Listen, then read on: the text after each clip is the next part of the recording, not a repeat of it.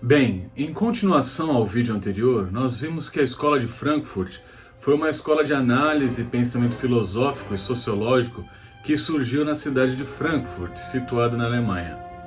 Ela tinha como objetivo estabelecer um novo parâmetro de análise social com base em uma releitura do marxismo.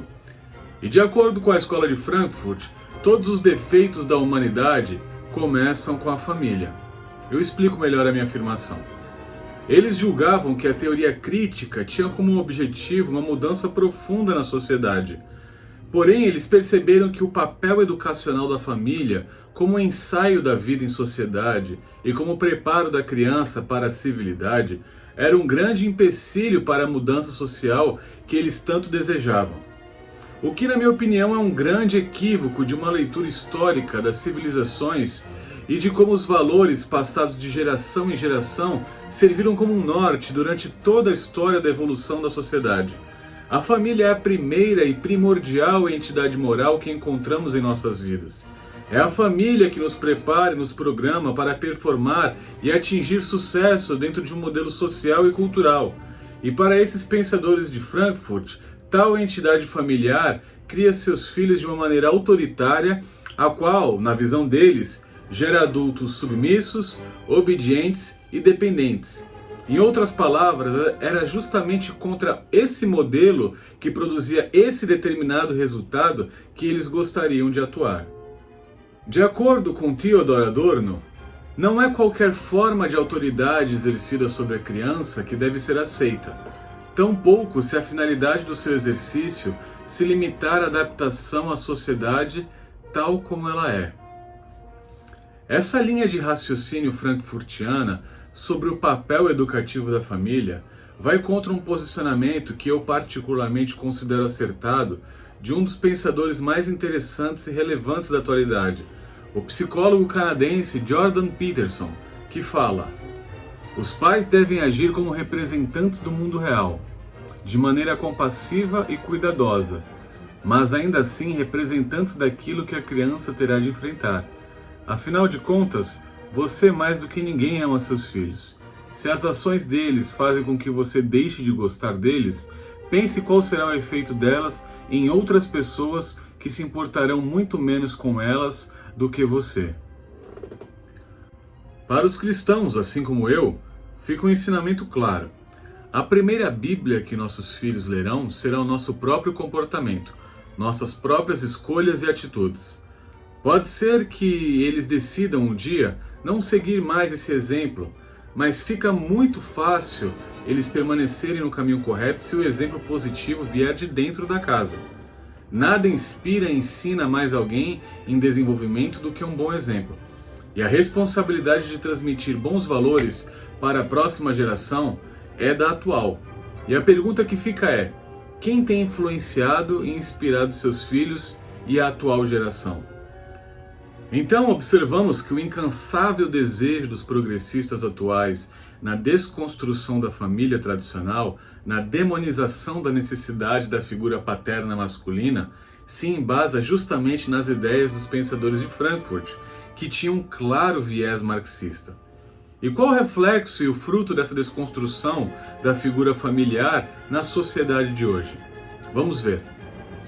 Segundo a Tyndale House Publishers, de 2004, 72% dos assassinatos de crianças e adolescentes e 60% dos abusos sexuais sofridos por menores são oriundos de lares sem a figura paterna.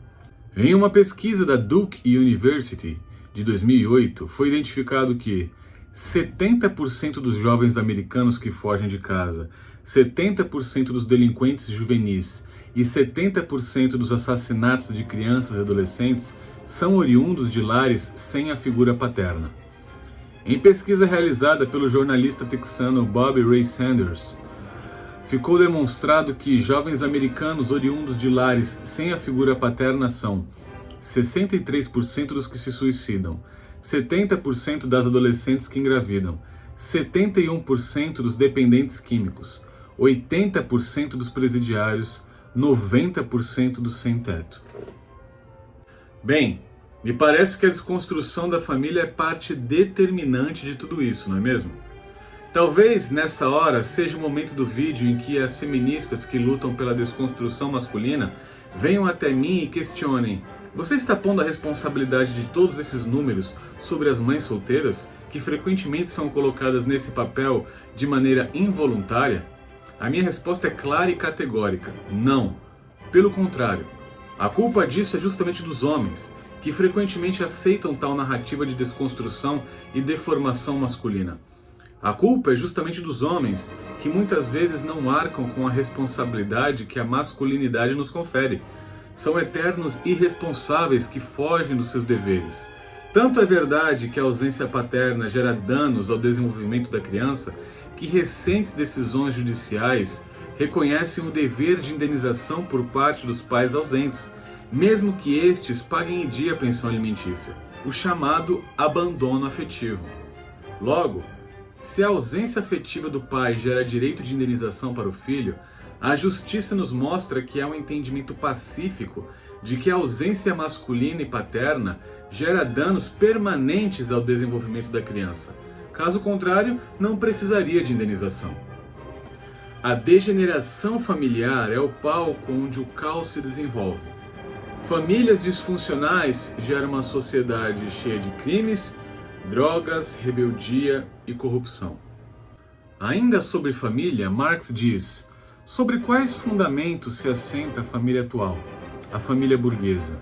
Sobre o capital, sobre o proveito privado. Em sua forma completamente desenvolvida, a família tradicional é uma instituição burguesa e existe somente na burguesia. O direito de propriedade, de herança, além do papel social e afetivo da família em transmitir não somente a riqueza, mas também os valores que a construíram e a defendem, eram empecilhos árduos para que as ideias marxistas fossem aplicadas no Ocidente. Hoje, muitos, através de críticas sobre o trabalho e merecimento daquele que recebe a transmissão de bens por herança, tentam reprimir ou suprimir esse direito que é consagrado em todo o Ocidente. O interessante é que os próprios defensores dessas falácias utilizam a meritocracia sobre quem trabalhou para construir o patrimônio como argumento de aplicação das práticas ilustradas, ou seja, a exclusão da propriedade privada nesses conceitos marxistas. Ou seja, a tão criticada meritocracia por eles agora é utilizável e aceitável. Curioso, não? Portanto, a conclusão que nós chegamos analisando os pensadores de Frankfurt é que a família para eles e todo marxista é um mau negócio.